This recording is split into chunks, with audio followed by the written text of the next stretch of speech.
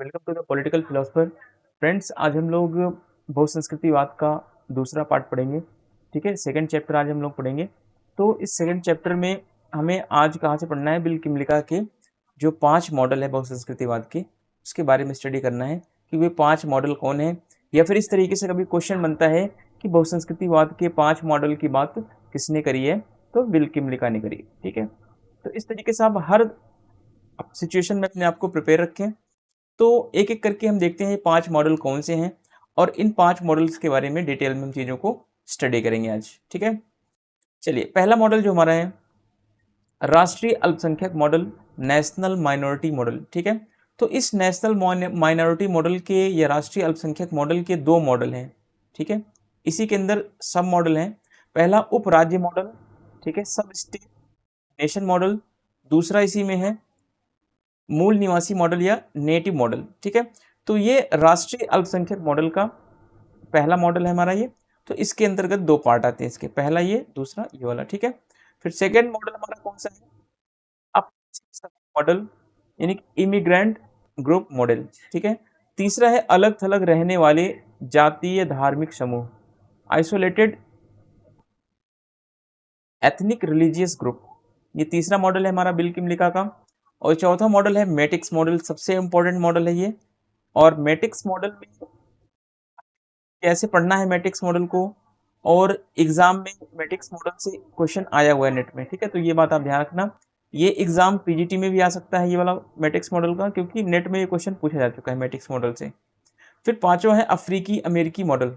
तो इन पांचों मॉडल के बारे में हम एक एक करके स्टडी करने चल रहे हैं। तो आप प्लीज चैनल पर अगर आप लोग नए हैं तो चैनल को प्लीज लाइक करें, सब्सक्राइब करें एंड शेयर कर दें। द पॉलिटिकल फिलोसफर चैनल का नाम। ठीक है,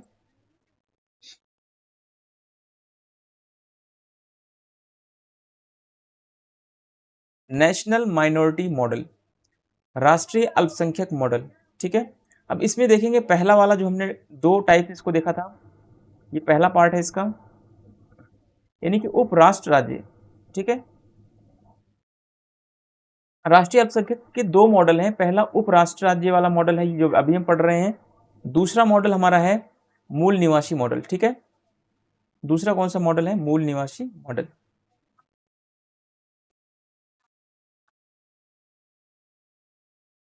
तो दोनों मॉडल को आप ध्यान में रखेंगे, पहला वाला उपराष्ट्र उपराज्य मॉडल। ठीक है, उप राज्य राष्ट्र मॉडल, दूसरा है इसी का पार्ट मूल निवासी मॉडल। ठीक है, तो इस तरीके से आप दोनों को कैटेगरी में डिवाइड करके पढ़ेंगे। तो राष्ट्रीय अल्पसंख्यक मॉडल का पहला राज्य मॉडल, सब स्टेट नेशंस क्या होते हैं ये, देखिए इसमें इन समूहों के पास बहुमत तो होता है लेकिन अपना राज्य नहीं होता है। ठीक है, यानी कि कहने का मतलब जो उपराज्य राष्ट्र मॉडल है, इसमें जो देश रह जो इस देश में जो नागरिक रहेंगे, ठीक है, यहाँ पे मान लीजिए कोई राष्ट्र है, इसमें जो भी नागरिक रह रहे हैं यहाँ पे एक्स वाई जेड, तो अगर मान लीजिए यहाँ पे किसी भी नागरिकों की या किसी भी कल्चर की मेजोरिटी तो होती है ना, मेजोरिटी तो होती है, पर उनका अपना ये राज्य नहीं होता है। अगर आप अगर देखेंगे तो सऊदी अरब,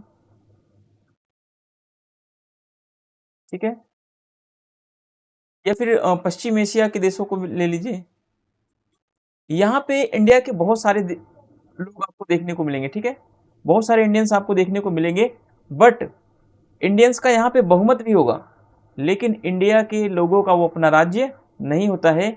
इसीलिए इसको बोला गया है उपराज्य राष्ट्र मॉडल। ठीक है, भविष्य में ये अपना राज्य प्राप्त करना या फिर प्राप्त करना चाहते हैं या फिर ये प्राप्त कर सकते हैं। जैसे एग्जाम्पल में देख लें, आप कनाडा को ले लें, कनाडा में बहुत सारे भारतीय हैं, भारतीय बहुसंख्यक में हैं। ठीक है, मेजोरिटी में भारतीय, और भारतीयों का वो अपना राज्य वास्तविक रूप में नहीं था, बट उन्होंने धीरे धीरे क्या किया, इसको प्राप्त कर लिया। देखिए उपराष्ट्र का जो मॉडल है, इसमें अलग राज्य की इच्छा भी यहाँ के लोग रखते हैं। जो इस टाइप के स्टेट में लोग रहेंगे यहाँ पे, वो एक अलग स्टेट बनाने की डिमांड करेंगे। आप देखेंगे कि कैटलन्स, बास्क या क्यूबेस्कोइस, फ्लेमिश, बेल्जियम आदि देशों में ऐसे उपराष्ट्र राज्य मॉडल आपको देखने को मिल जाएंगे। अब देखिए इसी का दूसरा पार्ट क्या है, मूल निवासी मॉडल।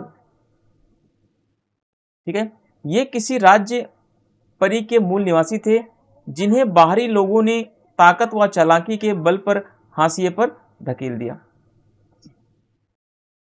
जैसे कि आप एग्जाम्पल के थ्रू माने कि किसी भी देश में कोई वहाँ का मूल निवासी है, ठीक है, वो काफ़ी लंबे समय से रह रहा है, बट वहाँ पे बाहर के कुछ लोग आ जाते हैं। जैसे आप कनाडा का एग्जाम्पल मैं आपको बता दूँ, कनाडा, ठीक है, कनाडा का एग्जाम्पल आप ले लें तो कनाडा में पहले कनाडा के लोग थे, बहुसंख्यक थे वहाँ पे, लेकिन जैसे जैसे इंडियन लोग वहाँ पे जाके बस गए तो इंडिया के लोग वहाँ पे अब मेजोरिटी में आ गए हैं, बहुसंख्यक में आ गए हैं, और कनाडा के लोग क्या हो चुके हैं, अब वो अल्पसंख्यक होने के शिकार पर आ गए हैं, वो हाशिए पर आ गए। उनकी जो नागरिकता है या फिर उनके जो राष्ट्र के प्रति या जो उनकी संस्कृति है वो सब कहाँ पे चली गई है, वो सब हाशिए पर चली गई, यानी कि वो अब खतरे में आ चुकी है। ठीक है, अब देखिए मूल निवासी राष्ट्र राज्य की मांग नहीं करते बल्कि अपनी पारंपरिक जीवन शैली व विश्वासों को कायम रखना चाहते हैं। अब आप कनाडा में देखेंगे अगर तो वहाँ पे भारत के लोग सबसे ज़्यादा हैं, सिख सबसे ज़्यादा पड़े हुए हैं वहाँ पे, है ना। तो इसमें क्या देखने को वहाँ पे मिलता है कि ज़्यादा सिख होने की वजह पे वहाँ की मेजोरिटी सिखों से भर पड़ी है। ठीक है, तो इस वजह से वहाँ पे क्या हो रहा है, वहाँ के जो मूल कनेडियन है, जो वहाँ के जो मूल कनाडा के लोग हैं, वे अब क्या कर रहे हैं, वे ये नहीं कह रहे कि हमें अलग से कोई कनाडा देश बना दो, नहीं, वो इसकी डिमांड नहीं कर रहे हैं, बल्कि मूल कनाडा के लोग ये कह रहे हैं कि हमारी संस्कृति जो है, हमारी जो पारंपरिक जीवन शैली है, उसको भारतीय लोग बनाए रखें। ठीक है, उसको हमें बनाने का मौका दें, उसमें किसी भी टाइप्स का कोई इंटरफेयर नहीं करें। ठीक है, तो जो कहने का मूल उद्देश्य है कि जो मूल निवासी मॉडल होता है, किसी देश के ये मूल निवासी होंगे, पहली बात। दूसरी बात, ये अपने ही देश में अल्पसंख्यक के शिकार हो जाते हैं। तीसरी बात हमें क्या समझनी है इसमें, तीसरी बात हमें ये समझनी है कि ये अपनी संस्कृति को, अपनी परंपराओं को बनाए रखना चाहते हैं। उदाहरण के लिए अगर इसका आप बहुत अच्छा उदाहरण देखें तो अमेरिका के रेड इंडियंस, ठीक है, रेड इंडियन कौन थे, अमेरिका के मूल नागरिक थे ये। ठीक है, अमेरिका के मूल नागरिक थे, लेकिन जब अमेरिका आज़ाद हुआ तो ब्रिटेन से कुछ लोग आके अमेरिका में बस गए। ठीक है, और फ्रांस से कुछ लोग आके बस गए, तो ऐसे से लोग धीरे धीरे आके बस गए। तो जो अमेरिका के मूल नागरिक रेड इंडियन थे, वे धीरे धीरे क्या हो गए, अल्पसंख्यक हो गए, और वे इस कगार पर आ गए कि अब उनको मजबूरी में ये कहना पड़ रहा है कि हमारी जो अमेरिका की मूल संस्कृति है उसको बचाए रखने के लिए हमें मौका दीजिए। ठीक है, न्यूजीलैंड के माओरी जो है, स्कैंडिनेवियन देशों के जो सामी लोग हैं, वो सब क्या है, वो किसी भी देश के अपने मूल निवासी होते हैं। ठीक है, अब देखते हैं दूसरा मॉडल, जो दूसरा मॉडल है हमारा, पहला हमने देख लिया राष्ट्रीय अल्पसंख्यक मॉडल, दूसरा हमारा मॉडल है अप्रवासी समूह मॉडल, इमिग्रेंट ग्रुप मॉडल। क्या होता है ये, इसमें एक करके हम देखते हैं। हमें हमारे एग्जाम के पॉइंट्स ऑफ व्यू से क्या इंपॉर्टेंट है, हमें ये 5 मॉडल याद रखने। इन पांचों मॉडल में अगर हमें पांचों मॉडल नहीं याद हैं तो हमें मैट्रिक्स के बारे में जानकारी जरूर रखनी है। ठीक है, मैट्रिक्स क्या थे, कौन थे, ठीक है, तो इसके बारे में हमें जरूर स्टडी करना है, क्योंकि इससे क्वेश्चन आ चुका है। तो इस बार हो सकता है कि इसके मॉडल के बारे में पूछ ले कि जो बहुसंस्कृतिवाद को लेकर के जो 5 मॉडल बताए गए हैं, वो 5 मॉडल किसने दिया, तो विल किमलिका ने दिया। तो ये थोड़ा सा इतना आप अपने माइंड को प्रिपेयर रखें। ठीक है, अब देखते हैं अप्रवासी समूह मॉडल क्या होते हैं। वे लोग जो स्वेच्छा से, यानी कि अपनी इच्छा से आर्थिक या राजनीतिक कारणों से अपना देश छोड़ते हैं तथा दूसरे देश में जाके बस जाते हैं। जैसे कि आप देख लें, आज सऊदी अरब में इंडिया के बहुत सारे देश जाके काम करने के लिए जा रहे हैं। ठीक है, वे अपना देश छोड़ करके दूसरे देश में चले जा रहे हैं। क्यों जा रहे हैं, उनके सामने बहुत सारी मजबूरियां हैं, या तो उनकी आर्थिक समस्याएं हैं, या तो अपनी खुद मर्जी से जाके दूसरे देश की नागरिकता लेना चाहते हैं, या दूसरे देश में जाके पैसा कमाना चाहते हैं, और वे अपना देश छोड़ना चाहते हैं। ठीक है, इसी को अप्रवासी बोला जाता है। ये वे अपनी संस्कृति की बजाय बहुसंख्यक संस्कृति के साथ एकीकरण करना चाहते हैं। यानी कि जो अप्रवासी होते हैं वो क्या करते हैं, ये अपनी संस्कृति को उतना महत्व नहीं देते। ये जिस देश में जाएंगे उसकी संस्कृति को एक्सेप्ट कर लेंगे। ठीक है, उसकी संस्कृति को क्या करते हैं, ये एडॉप्ट कर लेते हैं।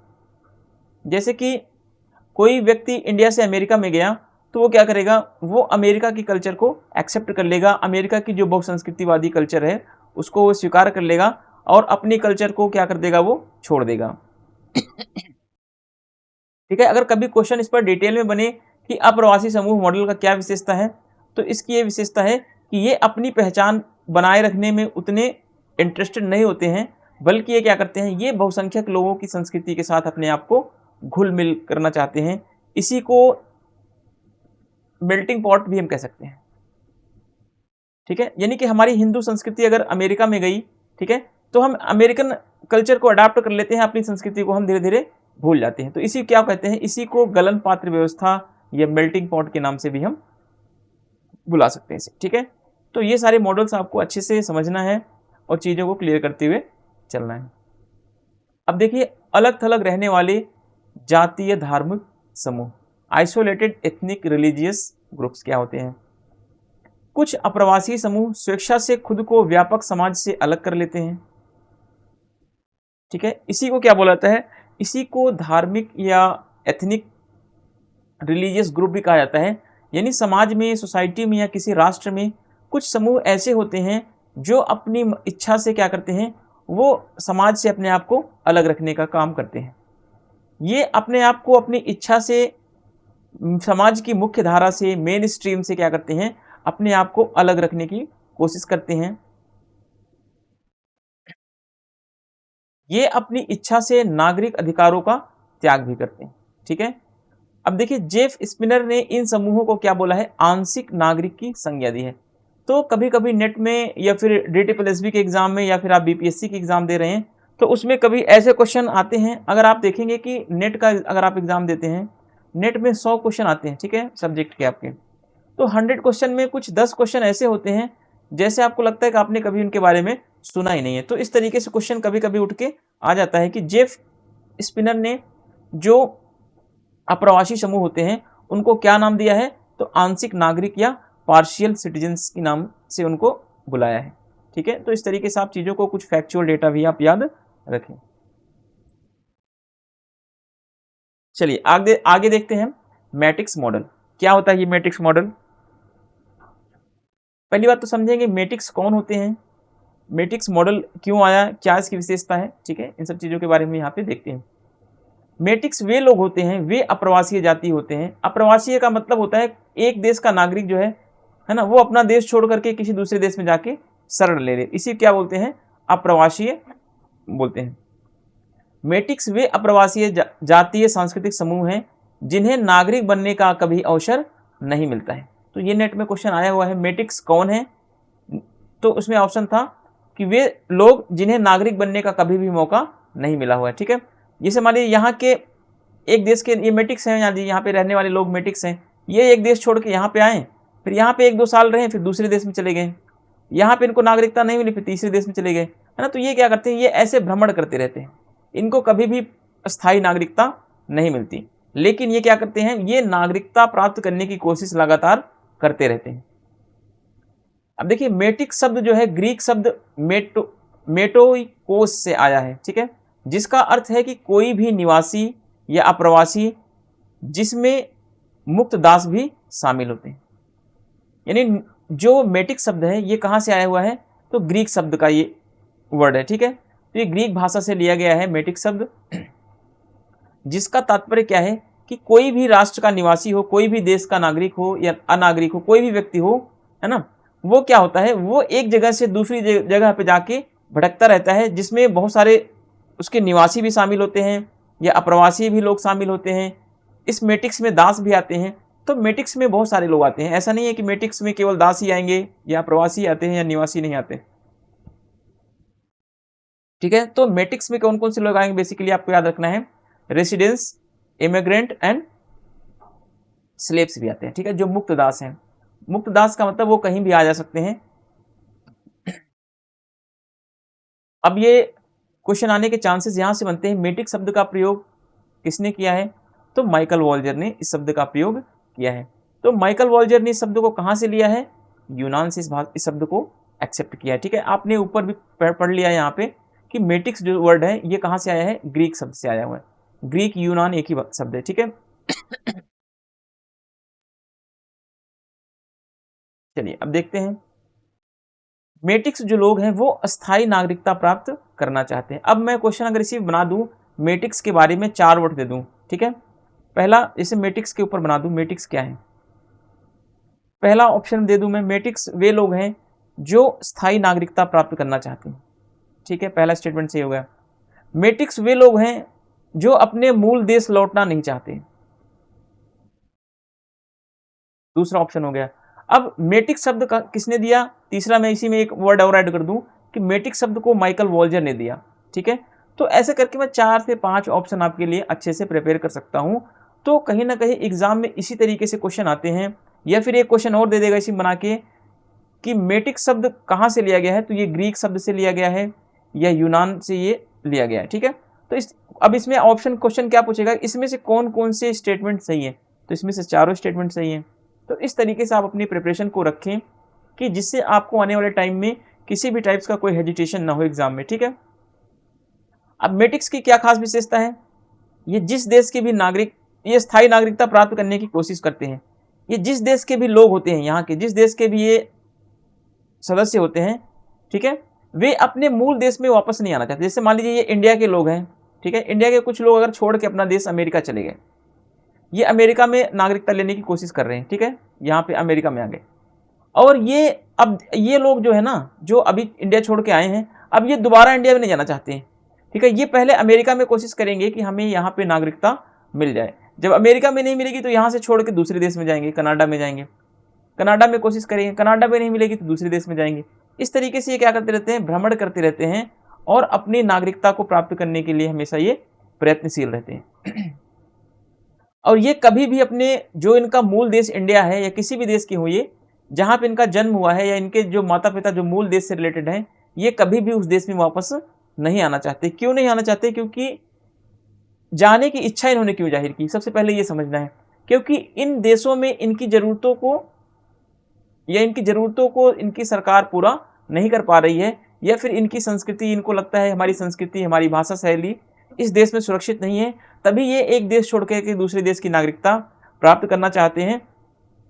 तो इसके पीछे बहुत सारे कारण होते हैं, और ये फिर अब कभी भी अपने देश लौटना नहीं चाहते हैं, ठीक है। तो हमने अब हमारा ये लास्ट मॉडल क्या है, अफ्रीकी अमेरिकी मॉडल, ठीक है। तो इंपॉर्टेंट क्या था, मेटिक्स मॉडल सबसे ज़्यादा इंपॉर्टेंट है।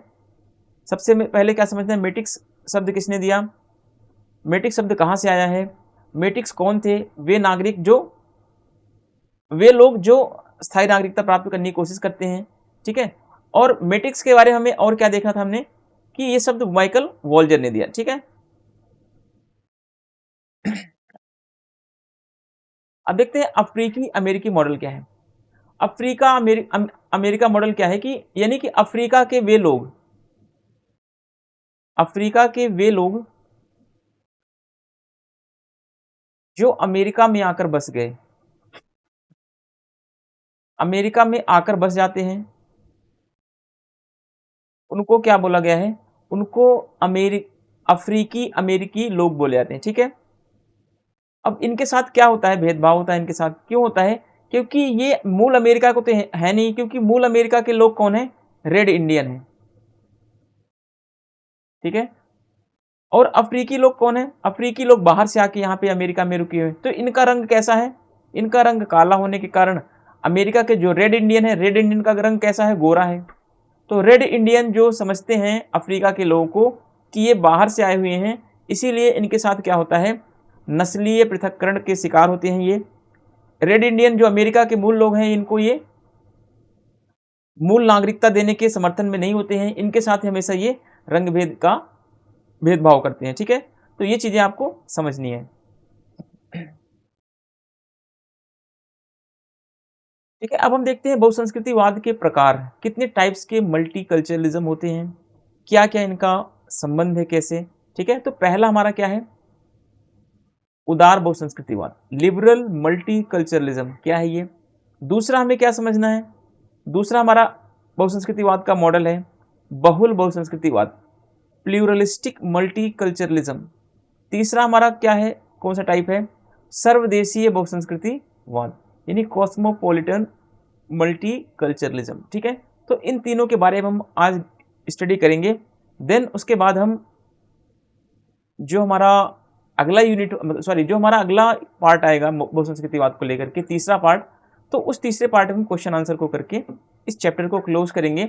और हम बहुसंस्कृति के वाद के बाद हम पढ़ेंगे उत्तर आधुनिकतावाद। ठीक है, उत्तर आधुनिकतावाद या post modernism most important topic है। हालांकि अभी हमें देखिए, पोस्ट मॉडर्निज्म जो है वो बहुसंस्कृतिवाद से जुड़ा हुआ टॉपिक है, तो इसलिए मैं थोड़ा सा यहाँ पे इसकी चर्चा कर दिया अभी। ठीक है, चलिए देखते हैं हम उदार बहुसंस्कृतिवाद क्या है, इसके बारे में शॉर्ट में पहले जानेंगे, फिर हम डिटेल में इसके बारे में पढ़ेंगे। चलिए, विल किमलिका इसके समर्थक है पहली बात तो। अब उदार बहुसंस्कृतिवाद क्या करता है, अल्पसंख्यक अधिकारों पर क्या करता है, ये बल देता है। ठीक है, अल्पसंख्यक कौन होते हैं, जैसे कि मैं आपको पहले बता चुका हूं, किसी भी देश में जिसकी भी जनसंख्या 50% से कम होती है उनको हम अल्पसंख्यक की श्रेणी में रखते हैं। जैसे आज इंडिया में 50% ज्यादा, 50% से कम जनसंख्या या 50% से कम प्रतिनिधित्व किसका है, मुस्लिमों का है, जैन का है, सिख का है, बौद्ध का है ना। तो इन सब का क्या है, ये सब क्या है, इंडिया में अल्पसंख्यक है। और 50% से अधिक किसका है, तो हिंदू का है। तो हिंदू इंडिया में क्या है, बहुसंख्यक है। हिंदू को छोड़ करके बाकी सभी इंडिया में क्या है, अल्पसंख्यक है। क्यों है, क्योंकि उनका प्रतिनिधित्व जो है 50% नहीं है। तो उदार बहुसंस्कृतिवाद क्या करता है, अल्पसंख्यक के अधिकारों पर बल देता है, ना कि बहुसंख्यक। ये बात आप ध्यान रखना, कभी कभी क्वेश्चन पूछ लेगा कि बहुसंस्कृतिवाद जो है बहुसंख्यकों के अधिकारों पर बल देता है, तो ऐसी मूर्खता आपको नहीं करनी है। आप अच्छे से चीजों को समझें, बहुसंस्कृतिवाद का तात्पर्य क्या है, अल्पसंख्यकों के अधिकारों पर बल देना है। ठीक है, दूसरी बात ये किस पर फोकस करता है, कमजोर विविधता के साथ सहिष्णुता व स्वायत्तता पर ये बल देता है। यानी ये कहता है कि जो विविधता है वो कमजोर है, तो उस विविधता को हमें बढ़ाना है। ठीक है, यानी कमजोर विविधता का तात्पर्य क्या है कि अगर विविधता ज्यादा है तो इसका मतलब अलग अलग संस्कृतियां ज्यादा हैं। ठीक है, अगर विविधता कम है तो इसका मतलब है कि एक ही दो संस्कृति हैं, है ना, जिनको एक संस्कृति ने अपने सारी संस्कृति, जिनको एक संस्कृति ने बहुत सारी संस्कृतियों को अपने अंदर समेट लिया है। तो इसका मतलब है कि कमजोर विविधता हो चुकी है, यानी कि अब यहाँ पे अल्पसंख्यकों को अधिकार नहीं है। तो जो उदार बहुसंस्कृतिवाद है क्या करता है, कमजोर विविधता को बढ़ावा देता है। ठीक है, यानी ये कहता है जो कमजोर विविधता है कमजोर नहीं होनी चाहिए, बल्कि विविधता और ज्यादा बढ़नी चाहिए, और ज्यादा संस्कृतियां हर एक समाज में होनी चाहिए। ठीक है, ये कहता है हर संस्कृति के प्रति एक दूसरी संस्कृति को क्या होना चाहिए, सहिष्णु होना चाहिए। जैसे इंडिया के संदर्भ में ले ले तो ऐसा नहीं कि हिंदू जो है इंडिया में बहुसंख्यक है, ज्यादा संख्या है, तो ऐसा नहीं कि वो जैनों को या पारसियों को या मुस्लिमों को उनके धर्म के प्रति सम्मान न रखे या उनके विचारों को न सुने, ऐसा नहीं होना चाहिए। बल्कि उदार बहुसंस्कृतिवाद क्या करता है कि सभी की जो संस्कृतियां हैं उनके प्रति सहिष्णुता का भाव रखने के लिए ये प्रेरित करती है। फिर देखिए नेक्स्ट क्या है, इसका लक्ष्य क्या है, उदार लोकतांत्रिक घेरे में सांस्कृतिक विविधता का विकास करना है। जो अभी हमने कमजोर विविधता है, इसी कमजोर विविधता को क्या करना है, विविधता का विकास करना है। ठीक है, मजबूत करना है इस विविधता को, यानी कि किसी भी समाज में ज्यादा से ज्यादा संस्कृतियां होनी चाहिए, ज्यादा से ज्यादा कल्चर हो वहां पे, है ना। इसी क्या बोलते हैं, इसी को विविधता का विकास बोलते हैं। ठीक है, इसमें बिल किमलिका है, माइनॉरिटी राइट्स के ऊपर ये फोकस करता है। इसमें tolerance and autonomy to weak diversity पर फोकस किया जाता है। फिर इसका गोल क्या है, डेवलपमेंट कल्चरल डाइवर्सिटी को आगे बढ़ाना है। ठीक है, लिबरल डेमोक्रेसी इन्वायरमेंट के अंदर। ये तो हमारा हो गया उदार बहुसंस्कृतिवाद। अब उदारवाद से आपने पहले ही पढ़ चुके हैं कि उदारवाद के क्या लक्षण होते हैं, क्या विशेषता होती है, ये किस पर फोकस करता है ना। ये सारी चीजें आप पहले पढ़ चुके हैं, तो इसके बारे में हमें यहाँ पे चर्चा नहीं करनी। ठीक है, अब दूसरा हमें क्या पढ़ना है, दूसरी चीज हमें पढ़नी है बहुलवादी बहुसंस्कृतिवाद, प्लूरलिस्टिक मल्टीकल्चरलिज्म। ठीक है, अब यहाँ पे उदार बहुसंस्कृतिवाद के समर्थक कौन है, बिल किमलिका है। अब आपके सामने मैं एक क्वेश्चन देता हूं कि बिल किमलिका की आप 2 बुक्स बताएं और भीखू पारिक की 2 बुक्स के नाम आप कमेंट में जरूर बताएं। ठीक है, इसलिए मैं कहता हूं क्योंकि ये बुक्स कभी कभी मैचिंग में पूछता है ना। तो आप लोग प्लीज कमेंट करने से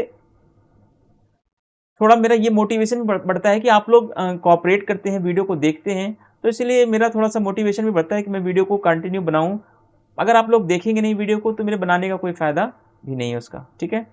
तो बहुलवादी बहुसंस्कृतिवाद किस पर बल देता है, सॉरी इसके समर्थक कौन कौन है, भिखू पारिक हैं, आइजिया बर्लिन है, ठीक है। पहचान की राजनीति पर यह बल देता है, यानी कि एक समाज में जितनी भी संस्कृतियां हैं उन सबकी अलग अलग पहचान होनी चाहिए, ठीक है। जैसे कि सलाद बाउल होता है, एक सलाद के कटोरे में अलग अलग चीज़ों की पहचान होती है कि नहीं, तभी तो आप उठाते हैं ये खीरा है, ये टमाटर है, ये फलाना है ना। तो ये कहीं ना कहीं जो बहुलवादी है ये बहुलता पर बल देती है ना, चीज़ों को एक नहीं करती बल्कि अलग अलग चीज़ों पर अलग अलग संस्कृतियों की पहचान को ये बढ़ाने की कोशिश करती है। ये कह रही कि मजबूत विविधता होनी चाहिए, डाइवर्सिटी कैसी होनी चाहिए, मजबूत होनी चाहिए, कमजोर डाइवर्सिटी नहीं होनी चाहिए कि एक शक्तिशाली व्यक्ति जो है या फिर एक शक्तिशाली समूह जो है अन्य संस्कृतियों को दबा के अपने अंडर में रख लें, जैसे कि मेल्टिंग पोट में होता है। मेल्टिंग पोट में क्या होता है, जो छोटी छोटी संस्कृतियां होती हैं वो घुल मिल करके एक संस्कृति का निर्माण कर देती है। तो बहुलवादी कभी ये डीप में क्वेश्चन पूछेगा कि बहुल संस्कृतिवाद जो है वो क्या मेल्टिंग पोट को सपोर्ट करता है, तो नहीं, मेल्टिंग पोट को नहीं, बल्कि ये सलाद बाउल को सपोर्ट करता है, ठीक है। जैसे सलाद बाउल में क्या होता है, अलग अलग संस्कृतियां, अलग अलग जो खीरे, टमाटर, प्याज है ना, वो सब नींबू अलग अलग तरीके से दिखते रहते हैं। तो वैसे ही बहुलवादी कहती है कि जो पहचान होनी चाहिए ना वो अलग अलग तरीके से होनी चाहिए। ऐसा नहीं कि आप एक समूह में आ गए, आप जैसे आपका भारत देश है तो भारत देश केवल हिंदुओं के नाम से ना जाना जाए, हिंदुओं की पहचान से ना जाना जाए, बल्कि भारत में ऐसी विविधता होनी चाहिए कि वो मुस्लिमों के लिए भी पहचान का कारण बन सके, वो सिख के लिए, वो ईसाइयों के लिए, वो अलग अलग धर्म, अलग अलग संप्रदाय के लिए ही वो इस देश में उसका पहचान या अस्तित्व मजबूत बना रहे। अब देखिए इसका और क्या महत्व है, विविध समूहों के स्वायत्व व अस्तित्व पर यह क्या करता है, बल देता है। ये कहता है कि समाज में जितने भी समूह हैं, किसी भी राष्ट्र में जितने भी समूह होते हैं उन सबका क्या होना चाहिए, स्वतंत्र अस्तित्व होना चाहिए। ऐसा नहीं कि एक समूह जो है अन्य समूहों को दबा के रखे, ठीक है। फिर नेक्स्ट पॉइंट है हमारा, उदार व अनुदार मूल्यों के साथ विविधता को बढ़ावा व विशिष्टता को बनाए रखना, ठीक है। यानी ये कह रहा है चाहे किसी भी राष्ट्र में चाहे उसके उदार मूल्य हो, किसी भी देश के, चाहे किसी भी देश जो है वो रूढ़िवादी मूल्यों के साथ आगे बढ़ रहा हो, ठीक है, चाहे उदारवादी राष्ट्र हो चाहे वह रूढ़िवादी राष्ट्र हो, उस राष्ट्र के अंदर विविधता को बनाए रखना जरूरी है, ठीक है।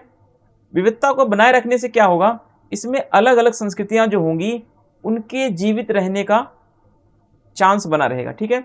अगर किसी भी राष्ट्र में विविधता नहीं होगी तो कहीं ना कहीं क्या होगा, छोटी छोटी संस्कृतियां क्या होंगी, एक बड़ी संस्कृति में समाहित हो जाएंगी, या छोटी छोटी संस्कृतियां जो है वो कहीं ना कहीं धीरे धीरे समाप्त होकर के एक बड़ी संस्कृति का निर्माण करेंगी, जैसे कि मेल्टिंग पॉट में होता है, ठीक है। तो जो बहुलवादी बहुसंस्कृतिवाद है वो मेल्टिंग पॉट के स्थान पर सलाद बाउल का सपोर्ट करता है,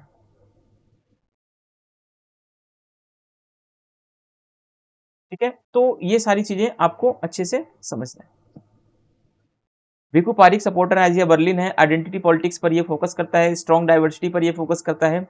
फिर autonomous existence of diverse group, ये जितने भी विविधतापूर्ण डाइवर्सिटी के ग्रुप जितने भी सोसाइटी में होते हैं उनके एग्जिस्टेंस पर ये फोकस करता है कि हर कल्चर का, हर ग्रुप्स का क्या होना चाहिए, एग्जिस्टेंस होना चाहिए, वो भी ऑटोनॉमस एग्जिस्टेंस, ठीक है।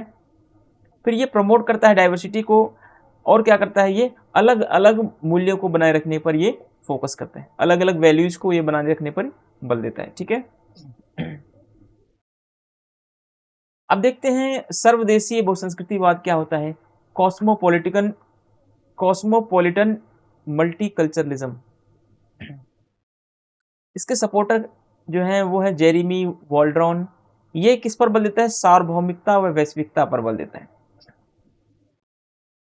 ये कहता है कि अगर किसी भी देश के नागरिक अपना मूल देश छोड़ करके किसी दूसरे देश में जा रहे हैं तो वहां उस दूसरे देश में उनके साथ ऐसा नहीं होना चाहिए कि उनकी संस्कृतियों को समाप्त करके वे जिस देश में जा रहे हैं उनको मजबूरन उस देश की संस्कृति को एक्सेप्ट करना पड़े, ठीक है। तो सर्वदेशी या कॉस्मोपॉलिटन जो है इस बात पर फोकस करता है कि चाहे किसी भी देश का नागरिक किसी भी देश में जाए, ठीक है, जैसे इंडिया का नागरिक अमेरिका में जाए या अमेरिका का नागरिक ब्रिटेन में जाए या फिर ब्रिटेन का नागरिक इंडिया में, तो हर देश के नागरिकों के ऊपर किसी भी तरीके का कोई बाउंडेशन नहीं होना चाहिए। वे किसी भी देश में आसानी से भ्रमण करें, वे किसी भी देश की नागरिकता ले सकते हैं, वे किसी भी देश में जा कर के अपनी संस्कृति का प्रचार प्रसार कर सकते हैं, ठीक है। अब ये किस पर फोकस करता है? सांस्कृतिक मिश्रण पर, ठीक है, कल्चरल मिक्सचर पर ये क्या करता है? फोकस करता है। यानी कि किसी भी कोई भी देश है, ठीक है, उसमें सांस्कृतिक मिश्रण होना चाहिए। ऐसा नहीं होना चाहिए कि वो किसी एक ही चीज़ से या किसी एक ही संस्कृति से वो देश बना हुआ है, बल्कि वो उस देश में अलग अलग संस्कृतियाँ होनी चाहिए, तभी वो सही रूप में सर्वदेशीय बहुसंस्कृतिवाद को आगे बढ़ा सकता है। फिर ये इसमें हाइब्रिडिटी होनी चाहिए, यानी कि किसी भी देश की संस्कृति में एक दूसरी संस्कृति का क्या होना चाहिए? महत्व होना चाहिए, एक दूसरे की संस्कृति का सम्मान होना चाहिए, एक दूसरे की संस्कृति का मिलाप होना चाहिए, ठीक है। फिर नेक्स्ट पॉइंट देखते हैं, वैश्विक नागरिकता के आधार पर साधारण व बहुखंडीय पहचान का निर्माण करना सर्वदेशीय बहुसंस्कृतिवाद का मूल उद्देश्य है, ठीक है। यानी ये कहता है कि अगर वैश्विक नागरिकता कोई व्यक्ति लेता है, मान लीजिए आप कहीं जा रहे हैं, आप मान लीजिए अमेरिका में गए, अमेरिका की नागरिकता ले लिए, ठीक है। अमेरिका में रहने के बाद आप कुछ दिन बाद, कुछ सालों के बाद आप कनाडा में चलेंगे, तो कनाडा की आपकी नागरिकता ले ली। तो कहीं ना कहीं आप किसी भी देश में जाएं, ठीक है, तो आपकी पहचान क्या होनी चाहिए? स्वतंत्र होनी चाहिए। आप जिस भी देश के नागरिक हैं, आपकी स्वतंत्र पहचान हो, आपके जो सांस्कृतिक अधिकार हैं, जो सांस्कृतिक मूल्य हैं, उन पर किसी भी प्रकार का कोई बाउंडेशन, कोई बाध्यता नहीं होनी चाहिए, ठीक है। तो ये बहुसंस्कृतिवाद के प्रकार थे, हमने स्टडी कर लिया इसका। अब हम देखेंगे कि बहुसंस्कृतिवाद के क्या विशेषताएं हैं, इसकी क्या कैरेक्टरिस्टिक्स हैं या क्या इसके फीचर्स हैं, ठीक है, इसके बारे में हम पढ़ेंगे। अब देखिए बहुसंस्कृतिवाद की विशेषताएं क्या हैं, फीचर्स ऑफ द मल्टीकल्चरलिज्म।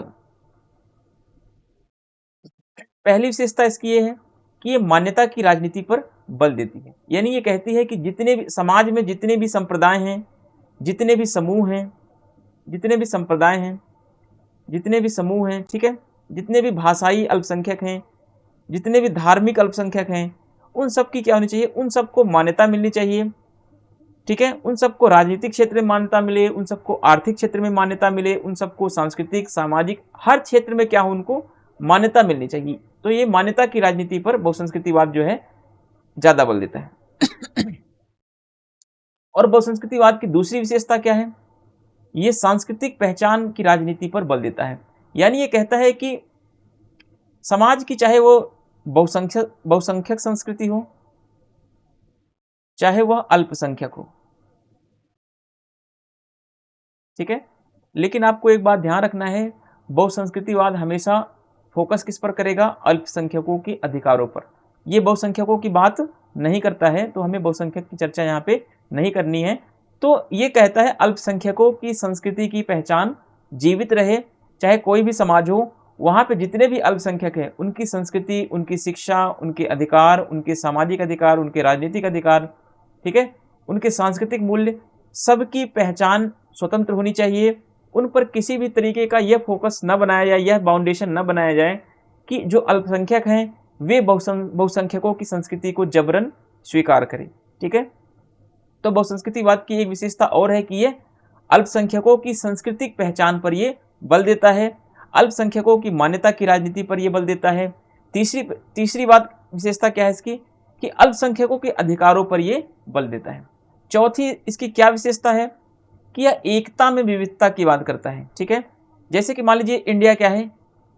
एकता वाला देश है, लेकिन इंडिया के अंदर बहुत सारी विविधताएं हैं, बहुत सारी डाइवर्सिटी है, ठीक है। जैसे भाषाई विविधता, जातीय विविधता, कल्चरल विविधता, है ना, कल्चरल डाइवर्सिटी, सांस्कृतिक विविधता, है ना, धर्म के आधार पर विविधता। विविधताएं तो बहुत सारी हैं, लेकिन क्या है, उसमें एकता भी है। तो हमारा बहुसंस्कृतिवाद की विशेषता क्या है? विविधता में एकता नहीं है। ये बात ध्यान रखना, मैं क्या बोल रहा हूं, विविधता में एकता नहीं, बल्कि एकता में विविधता है। ये बात ध्यान रखना, डाइवर्सिटी इन यूनिटी है, ठीक है, एकता में विविधता, ये बात आप ध्यान रखना। चलिए अब हम देखते हैं एक एक करके इन सबको डिटेल में पढ़ते हैं कि क्या है मान्यता की राजनीति, क्या है सांस्कृतिक पहचान की राजनीति, क्या है अल्पसंख्यकों के अधिकार और क्या है एकता में विविधता। तो इन सब चीजों को हम यहाँ पे स्टडी करेंगे।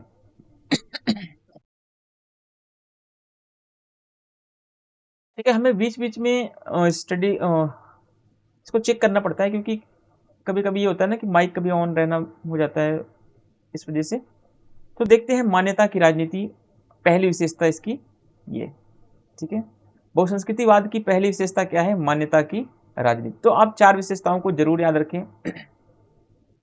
अब देखिए समाज में 2 प्रकार के हायरार्की हमेशा पाई जाती है, ठीक है। एक या हायरार्की को या ऊंच नीच या फिर पद सोपान हम कह सकते हैं।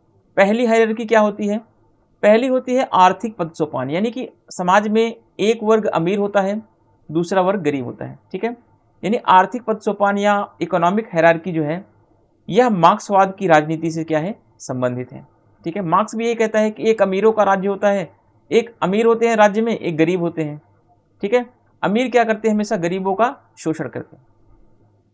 अब आर्थिक पद सोपान जो है इसमें क्या है? नैन्सी फ्रेजर के अनुसार इसका संबंध क्या है? पुनर्वितरण की राजनीति से। देखिए इस तरीके से क्वेश्चन जब मान्यता की राजनीति से क्वेश्चन पूछता है तो कभी कभी ये क्वेश्चन पूछता है पुनर्वितरण की राजनीति का संबंध किससे है? तो नैन्सी फ्रेजर से है, ठीक है। अब कभी इससे और डीप में क्वेश्चन पूछेगा कि पुनर्वितरण की राजनीति, ठीक है, किससे संबंधित है? तो पुनर्वितरण की राजनीति जो है वो आर्थिक पद सोपान से संबंधित होती है। तो ये बात आपको जरूर ध्यान रखना है, ठीक है। पुनर्वितरण की राजनीति किससे संबंधित है? आर्थिक पद सोपान से संबंधित है पुनर्वितरण की राजनीति। ऐसा बोलता कौन है? तो ऐसा बोलने का कार्य जो है नैन्सी फ्रेजर कर रही है। तो बस आपको इतना सा कनेक्टिविटी बना के रखना है, बहुत ज़्यादा डीप में नेट में क्वेश्चन नहीं आता है, आपको परेशान होने की इतनी ज़्यादा ज़रूरत नहीं है, ठीक है। आप बहुत कोचिंग के चक्कर में ना परेशान रहें कि कोचिंग वाले आपको दवा पिला देंगे तो आपका नेट हो जाएगा, ऐसा कुछ नहीं। कोचिंग वाले तो बिल्कुल शॉर्ट में पढ़ाते हैं और उनका तो टारगेट होता है कि अब पढ़ा के ख़त्म करना है हमें, ठीक है। नहीं तो जो कुछ मेरे स्टूडेंट्स हैं जिन्होंने मुझसे कोचिंग पढ़ा हुआ है तो कोचिंग के बारे में उनको पता होगा कैसे क्या क्या होता है वहाँ पे, ठीक है। अब देखिए दूसरा क्या होता है? दूसरा होता है हैसियत पद सोपान, इसको स्टेटस हायरार्की बोलते हैं, ठीक है। एक इकोनॉमिक हायरार्की होती है, दूसरी होती है स्टेटस हायरार्की।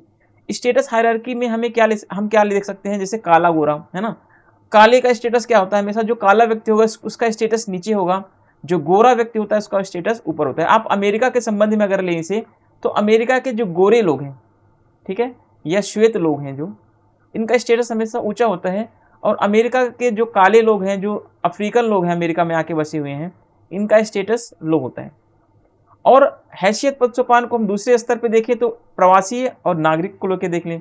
यानी अगर प्रवासी का मतलब क्या है? अप्रवासी एक व्यक्ति कोई इंडिया में नौकरी करने आया हुआ है, उसके स्टेटस में अंतर होगा। और एक व्यक्ति जो इंडिया का परमानेंट नागरिक है, जो इंडिया का मूल निवासी है, उसके स्टेटस में अंतर में देखने को मिलेगा आपको। और हैसियत की अगर और बात करें तो हम पुरुष और महिला की हैसियत में अंतर देखते हैं समाज में, ठीक है। तो ये सारी हैसियत पद सोपान क्या है? हैसियत पद सोपान का संबंध जो है ये बहुसंस्कृतिवाद से है। और आर्थिक पद सोपान का संबंध किससे है? दो चीजें हमारे सामने आई निकल के, अब हम थोड़ा समझते हैं एक बार। देखिए हमारे सामने दो चीजें निकल के सामने, एक तो हमारे सामने आई आर्थिक पद सोपान, ये किससे संबंधित है? मार्क्सवाद से है, और ये पुनर्वितरण की राजनीति से संबंधित है। दूसरा हमारे सामने जो मान्यता की राजनीति में है वो है मान्यता कैसे कैसे मिलती है?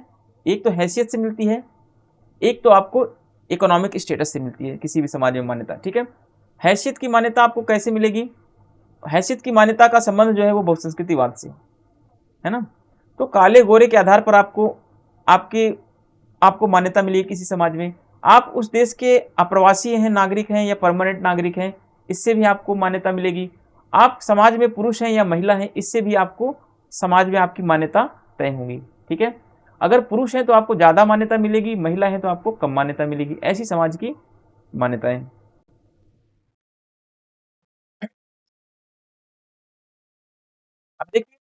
अब जो हैसियत पद सोपान है इसका संबंध किससे है? अब इसका संबंध जो है मान्यता की राजनीति से। और वहीं पे जो आर्थिक पद सोपान था, आर्थिक पद सोपान का संबंध किससे था?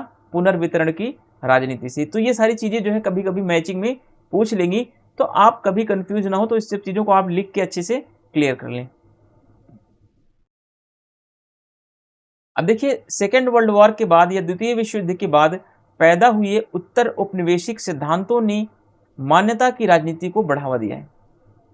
कहने का तात्पर्य, जैसे ही सेकेंड वर्ल्ड वॉर होता है, ठीक है, सेकेंड वर्ल्ड वॉर के बाद क्या होता है, अब यहाँ से 1950 के दशक से 1960 के दशक से, ठीक है, क्या होता है, अब बहुत सारे देश क्या हो जाते हैं, अब उपनिवेश से उनको मुक्ति मिल जाती है। अब वो अंग्रेजों की गुलामी से उनको मुक्ति मिल जाती है। अंग्रेज की गुलामी हो या फिर फ्रेंच की गुलामी हो, उन सब से उनको क्या मिल जाता है? स्वतंत्रता मिलती है। जैसे ही उपनिवेशवाद समाप्त होता है, ठीक है, उसके बाद क्या होता है, उसके बाद लोगों ने अपने सिद्धांतों को बढ़ाने की कोशिश की, अपनी संस्कृतियों को बढ़ाने की कोशिश की, और जहां से अल्पसंख्यक लोगों ने क्या कर दिया, अपने अधिकारों की मान्यता को लेकर के आवाज उठाना शुरू कर दिया। ठीक है, तो इस तरीके से आपको समझना है कि जो अल्पसंख्यकों की मान्यता की जो राजनीति है वो कब से निकली है, तो ये सेकेंड वर्ल्ड वॉर के बाद से इसका प्रभाव ज्यादा देखने को हमें मिलता है।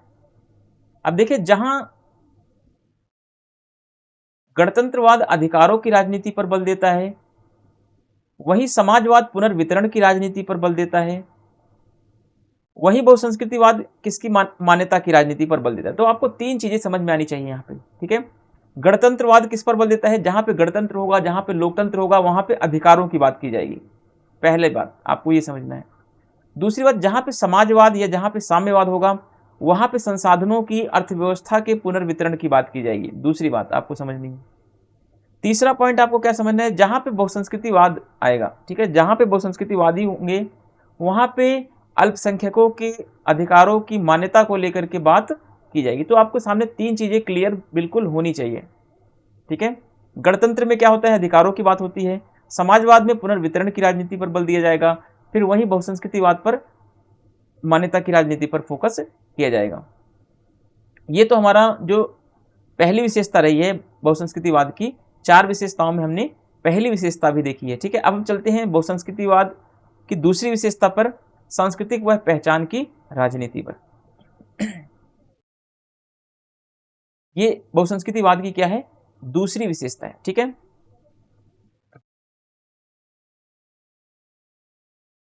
चलिए देखिए, बहुसंस्कृतिवाद मानव को सांस्कृतिक जीव मानता है। पहली बात तो आपको ये समझना है। देखिए, कभी कभी क्या होता है कि आप लोग इन सब पॉइंट्स को बहुत आप हल्के में लेके निकल जाते हैं। इसका रीजन क्या होता है कि आपको तो ये सारी चीज, आप ये सोचते हैं कि सब चीजें तो यार हमें पता है, क्या पढ़ना है, सब फालतू की चीजें पढ़ा रहे हैं। ठीक है, तो कभी ऐसे टाइप्स के जो स्टेटमेंट होते हैं, ये सब कथन और कारण में आपके क्वेश्चन आ जाते हैं। स्टेटमेंट दे देगा कि बहुसंस्कृतिवाद जो है मानव को राजनीतिक जीव मानेगा, तो आप क्या करेंगे? राजनीतिक जीव, या उसको आर्थिक जीव मानता है? नहीं, बहुसंस्कृतिवाद क्या करता है? मनुष्य को सांस्कृतिक जीव मानता है। यानी बहुसंस्कृतिवाद कहता है हर मनुष्य की अपनी सांस्कृतिक स्वायत्तता है ना, कल्चरल ऑटोनॉमी है हर व्यक्ति के पास। यानी कि हर व्यक्ति को अपनी संस्कृति को बनाए रखने का अधिकार है, हर व्यक्ति को अपनी संस्कृति का प्रचार प्रसार करने का अधिकार है। अब देखिए, नेक्स्ट पॉइंट क्या है? संस्कृति की पहचान उनकी राजनीतिक व सामाजिक पहचान की बुनियाद है। बहुसंस्कृतिवाद कह रहा है किसी व्यक्ति की अगर उसकी संस्कृति की पहचान बनी हुई है, तो वह उसके राजनीतिक पहचान का कारण है और उसके सांस्कृतिक पहचान की वो बुनियाद है। तो अगर बहुसंस्कृतिवादी ये कहते हैं कि अगर किसी व्यक्ति को अपनी पहचान, राजनीतिक पहचान बनाए रखनी है या अपनी सामाजिक पहचान बनाए रखनी है, तो उसके लिए जरूरी क्या है कि इन दोनों से पहले उसे अपनी सांस्कृतिक पहचान बनाए रखना होगा, है ना। अगर उसकी सांस्कृतिक पहचान नहीं बन पाएगी, तो राजनीतिक पहचान और सामाजिक पहचान उसकी क्या है? व्यर्थ है। तो कहने का मतलब, मूल उद्देश्य क्या है? सांस्कृतिक पहचान को बनाए रखना।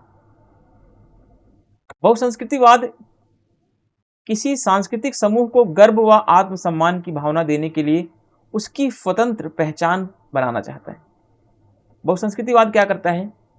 चाहे समाज में कोई भी समूह हो, ठीक है, चाहे वो कोई समूह हो, चाहे वो हिंदू का समूह हो, मुस्लिमों का समूह हो, है ना, वो हर सांस्कृतिक समूह को क्या करता है, उस हर सांस्कृतिक समूह को वो एक ऐसे अधिकार, ऐसी स्वतंत्रता देने की बात करता है जिससे कि समाज का हर समूह, हर समाज की हर संस्कृति अपने आप को गौरवान्वित महसूस करा सके, अपने आप को गर्व की अनुभूति दिला सके, ठीक है। तो बहुसंस्कृतिवाद का यह उद्देश्य है कि समाज में चाहे कोई भी संस्कृति हो, वो अपने आप को आगे बढ़ाने के लिए किसी भी प्रकार का कोई उसके ऊपर बाउंडेशन न लगाया जाए, या फिर समाज की जितनी भी संस्कृतियां हैं वे अपने आप को गौरवान्वित करें। गौरवान्वित वो तब कर पाएंगी जब उनको स्वतंत्र पहचान मिलेगी किसी भी समाज में, ठीक है। जैसे कि समाज में मान लीजिए कोई काला व्यक्ति है, ठीक है, तो ब्लैक इज ब्यूटीफुल कहेंगे तो उसको क्या होगा, अगर हम कहते हैं, अगर काले को काला बोलेंगे तो उसे बेकार लगेगा ना। अगर उसकी प्रशंसा हमें काले व्यक्तियों की करनी है, तो अगर हम कहें कि यार काला व्यक्ति कोई हमारे सामने खड़ा है, अगर हम कहें यार तुम बहुत गोरे हो यार, है ना, काला व्यक्ति को कहें हम कि आप यार बहुत गोरे लगते हो यार आप, तो फिर क्या होगा, उसको बुरा लगेगा ना कि ये मेरा उपहास कर रहा है, ये मेरा मजाक बना रहा है ना। तो आप अगर कहें ब्लैक इज ब्यूटीफुल, है ना, काले लोग बहुत सुंदर होते हैं, है ना, तो कहने का मतलब आप किसी की प्रशंसा करें तो उसके गुणों पे जाएं, ठीक है, ना कि उसके रंग भेद के आधार पर किसी व्यक्ति की प्रशंसा या उसकी पहचान को डिसाइड करें। अब देखिए, पहचान की राजनीति अंतर की राजनीति व समूह विभेदित अधिकार पर आधारित होती है, ठीक है। यानी जो पहचान की राजनीति होती है, अगर किसी संस्कृति की आपको पहचान करनी है समाज में, तो सबसे पहले उसमें अंतर बनाए रखना होगा, ठीक है। यानी हर समाज की, हर संस्कृति की अपनी क्या होती है, एक विशेष अंतर होता है, हर संस्कृतियों में एक उसकी विशेष पहचान होती है। जब तक आप इस विशेष अंतर को, विशेष संस्कृति के इस पहचान को नहीं परिभाषित कर पाएंगे, या जब तक इसको अच्छे से आप आइडेंटिफाई नहीं कर पाएंगे, तब तक आप विभेदीकृत अधिकारों की बात नहीं कर सकते हैं। अब जिसका तात्पर्य क्या है समझते हैं यहाँ पे। जिसका तात्पर्य है कि विभिन्न सांस्कृतिक समूहों में एकीकरण की भावना का विकास करने के बजाय उनकी सांस्कृतिक विविधताओं व मूल्यों को स्वीकार किया जाना चाहिए, ठीक है। देखिए, बहुसंस्कृतिवाद किस पर बल देता है, ये कहता है कि विभेदीकृत अधिकार होने चाहिए, यानी जिस समाज में जितने भी समूह हैं, हर समाज के समूह के अधिकार अलग अलग होने चाहिए, उनकी संस्कृति क्या होनी चाहिए, उनकी पहचान अलग होनी चाहिए, ठीक है। तो इस तरीके से वो बल दे रहे हैं, जिसका मतलब क्या होता है ये समझिए यहाँ पे, यानी कि विभिन्न सांस्कृतिक समूहों में एकीकरण की भावना का विकास करने की बजाय उनकी विविधताओं को आगे बढ़ाना चाहिए। यानी बहुसंस्कृतिवाद किस पर बल देता है, बहुसंस्कृतिवाद कहता है कि एक समाज में जितनी भी संस्कृतियां होती हैं उनको हम एक ना करें, ठीक है, उनको हम मेल्टिंग पॉट की तरह ना बना दें कि आइसक्रीम की तरह सबको मिला के एक कर दें, नहीं, बल्कि उनको हम सैलिड बाउल की तरह आगे बढ़ाएं। यानी कि उनकी संस्कृतियों को हम स्वतंत्र पहचान बनाने के लिए हम प्रेरित करें, उनको एक ना बनाएं, ठीक है। जो भी संस्कृतियां समाज में अलग अलग हैं, उनके मूल्यों को हम स्वीकार करें, उनके अलग अलग मूल्य जो हैं, उनकी अलग अलग पहचान जो है, उनको हमें स्वीकार करना चाहिए, तथा उन सब संस्कृतियों को हमें समान अधिकार देने के साथ साथ जो वंचित अल्पसंख्यक हैं, ठीक है, जो वंचित अल्पसंख्यक समूह हैं, उनके लिए भी हमें अलग अधिकारों की व्यवस्था भी की जानी चाहिए। ऐसा नहीं कि जो दिल्ली में लोग रहते हैं उन्हीं के सारे अधिकारों को मिलना चाहिए, बल्कि जो जनजातियां हैं, जो हिमालयी पहाड़ियों में रहती हैं, जो पूर्वोत्तर भारत में रहते हैं, ठीक है, उन सबको भी उतना ही अधिकार, उनकी संस्कृतियों को उतना ही महत्व मिलना चाहिए जितनी कि दिल्ली और महाराष्ट्र में रहने वाले समुदाय या संस्कृतियों को महत्व दिया जाता है, ठीक है। इसी को लेकर के इंपॉर्टेंट क्वेश्चन है, इसी को आयरिश मेरियम यंग ने इसीलिए क्या बोला है, विभेदीकृत विभेदीकृत राजनीति का समर्थन किया है। तो कभी क्वेश्चन आया हुआ है ये वाला क्वेश्चन एग्जाम में, विभेदीकृत राजनीति के विचार की बात किसने की, आयरिश मेरियम यंग ने, ठीक है। डिफरेंशिएटेड पॉलिटिक्स की बात आयरिश मेरियम यंग करती है, ठीक है। अब नंबर 3 वाला पढ़ेंगे, अल्पसंख्यक अधिकारों पर बल देना जो है बहुसंस्कृतिवाद की विशेषता है। तो हम 4 विशेषताओं में तीसरे नंबर पर की विशेषता को पढ़ने चल रहे हैं। ये हम 4 विशेषताओं को पढ़ के हम यहाँ पे अपना टॉपिक क्लियर करेंगे, और फिर नेक्स्ट पार्ट में हम देखेंगे कि जो बचा हुआ क्वेश्चन आंसर और जो भी इसके एग्जाम से रिलेटेड कुछ पॉइंट्स होंगे वो सब हम स्टडी करेंगे, ठीक है। अल्पसंख्यक अधिकारों पर ये बल देता है बहुसंस्कृतिवाद। अल्पसंख्यक अधिकारों को कई बार बहुसांस्कृतिक अधिकार भी कहा जाता है। बहुसांस्कृतिक अधिकार का मतलब होता है एक समाज में बहुत सारी संस्कृतियां होती हैं, तो उन बहुसंस्कृतियों को जितने भी अलग अलग संस्कृतियां हैं समाज में, उन सब संस्कृतियों को अलग अलग अधिकार दिया गया है। तो इसीलिए कभी कभी इसको बहुसांस्कृतिक अधिकार के नाम से भी जाना जाता है। देखिए मैंने एक रेड करके इंपॉर्टेंट बना दिया है, तो आप इन सबको जरूर हाईलाइट करें। जैसे कि अल्पसंख्यक अधिकार व्यक्ति की बजाय, ठीक है, व्यक्ति की बजाय समूह से संबंधित होते हैं। क्या यह बात सत्य है? बिल्कुल सही है, ठीक है। तो अल्पसंख्यकों के अधिकार जो होते हैं वे समूह पर ज्यादा बल देते हैं, ना कि व्यक्तिवादी उदारवादी विचारों को ज्यादा स्वीकार करते हैं, ठीक है। जैसे कि जहां परंपरागत उदारवाद व्यक्तिगत अधिकारों पर बल देता है, वही समुदायवाद व बहुसंस्कृतिवाद किस पर बल देते हैं? समूहों के अधिकारों पर बल देते हैं। तो आपको मैंने अंतर भी बताया था उदारवाद पढ़ाते समय कि जो उदारवाद है वो व्यक्ति को अणुवादी समाज की तरफ आगे ले जाता है, ठीक है, अणुवादी या एटॉमिक सोसाइटी की तरफ आगे बढ़ाता है। जबकि वही समुदायवाद क्या करता है? समुदायवाद और बहुसंस्कृतिवाद जो है वो व्यक्तिवादी अधिकारों को या उदारवादी अधिकारों को नकार देता है और समूह के अधिकारों की वकालत करता है। तो आपको ये समझना है, अगर इतना समझ में आपको नहीं आ रहा है तो आप एक कॉमन शब्दों में समझें कि जो बहुसंस्कृतिवाद है, ठीक है, वो एक तो अल्पसंख्यक के अधिकारों पर बल दे रहा है। पहली बात आपको ये समझना है, अल्पसंख्यक के अधिकारों पर बल दे रहा है, ठीक है। दूसरी बात समझना है, यह व्यक्ति के अधिकारों की बजाय समूह पर बल देता है। बस इतना समझ लीजिए, आप बाकी छोड़ दीजिए, ठीक है।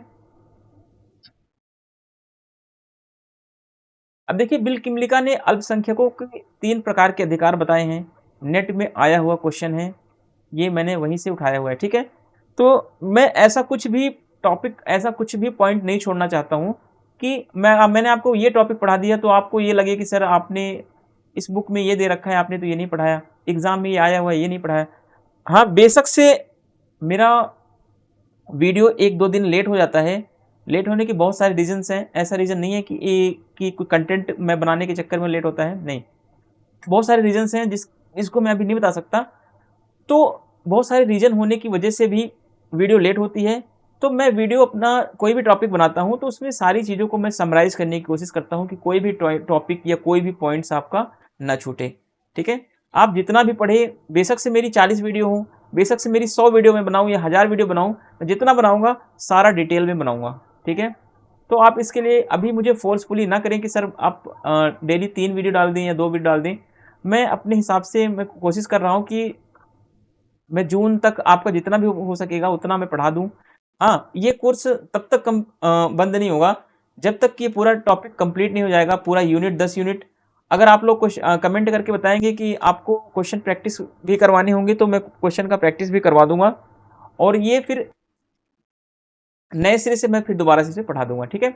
तो बिल किमलिका ने अल्पसंख्यकों के 3 प्रकार के अधिकार बताए हैं। तो ये बात याद रखना, बिल किमलिका ने बताया कौन कौन से, कि अल्पसंख्यकों को भी स्वशासन का अधिकार होना चाहिए, ठीक है। माइनॉरिटीज को क्या होना चाहिए? राइट टू सेल्फ गवर्नेंस का होना चाहिए, ठीक है।